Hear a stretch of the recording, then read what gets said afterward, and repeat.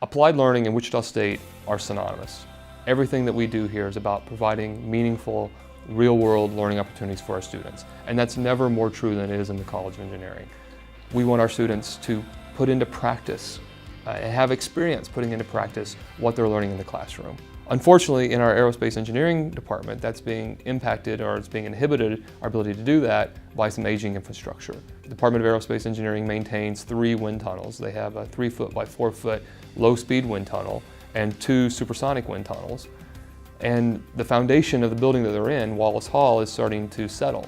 And that's affecting the performance of the wind tunnels, our inability to actually get quantitative data at the same level of precision we've got in the past, and will impact our ability to provide that going forward.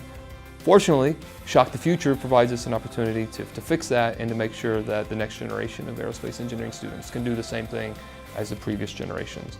And as we were touring today, I was really struck by the wall of fame, if you will, that they have all these pictures of students from the 80s and 90s who were in here utilizing these amazing resources.